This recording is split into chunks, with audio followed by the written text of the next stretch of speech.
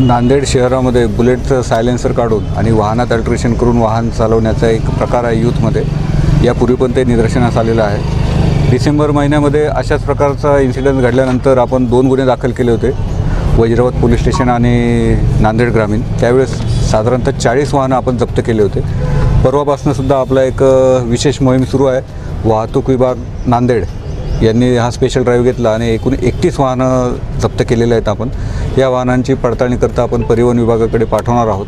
आपल्या माध्यमातून मी नांदेडच्या तरुण मुलांना आवाहन करू इच्छितो की कुठल्याही प्रकारे वाहनामध्ये आपण अल्ट्रेशन करू नये आणि रॅश आणि निग्लिजंटली वाहन चालवू नये. तसं जर केले तर परिणामकारक कारवाई केली जाईल.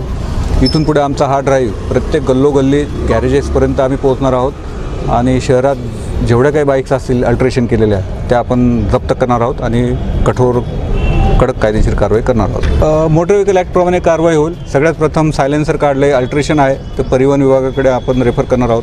फॅन्सी नंबर प्लेट लावलेल्या आहेत त्यांच्यावर कारवाई केली जाईल. आवश्यक ते कागदपत्र नसल्याबद्दल एरवी जी कारवाई वाहतूक शाखेकडनं केली जाते ती निश्चितच केली जाईल आणि त्यांच्या ड्रायव्हिंग लायसन्समध्ये आणि ते डेटाबेसमध्ये सुद्धा त्याची नोंद घेतली जाईल. आम्ही मागील 4 ते 5 दिवसापासून बुलेटवर तसेच वाहनामध्ये जे अनधिकृतपणे केलेले बदल आहेत त्याविरोधात कारवाई सुरू केलेली आहे. ही कारवाई जी आहे ते मागील 4 दिवसाची, आजचा 4था दिवस आहे. या कारवाईमध्ये 31 वाहनं पकडली गेलेली आहेत.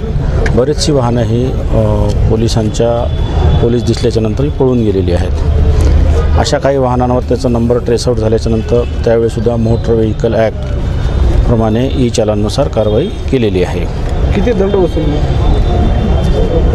एक दंडात्मक या अल्ट्रेशनच्या प्रकरणामध्ये आम्ही प्रथम RTO साहेबांकडून त्याचा अहवाल मागवतो आणि त्यानंतर पुढील कायदेशीर कारवाई करत असतो. तर हे सायलेन्सर कोणते नमुने आहेत, म्हणजे कोणत्या प्रकारचे कुठून येतात? हां, या सायलेन्सरचे 4 प्रकार आहे. एक आहे लाँग पंजाब, म्हणजे त्या चाकाच्या बऱ्यापैकी ते मागं असते, मागे येते, म्हणजे ते लांब असते त्याच्यामुळे त्याला लाँग पंजाब म्हणतात. दुसरं असते त्याच्यापेक्षा थोडं शॉर्ट असते म्हणून त्याला शॉर्ट पंजाब म्हणतात. परत एक इंदोरी प्रकारचं सायलेन्सर असते जे बुलेटचं सगळ्यात जुनं सायलेन्सर आहे. अल्ट्रेशनचा पहिला सुरुवातीचा तो भाग आहे. त्याच्यानंतर एक ग्लोब नावाची एक कंपनी आहे, तिनंसुद्धा एक बुलेटचं सायलेन्सर काढलेलं आहे. अशा 4 प्रकारचे आवाजाचे सायलेन्सर हे वाहनधारकाकडून अल्ट्रेशन करून वापरले जातात.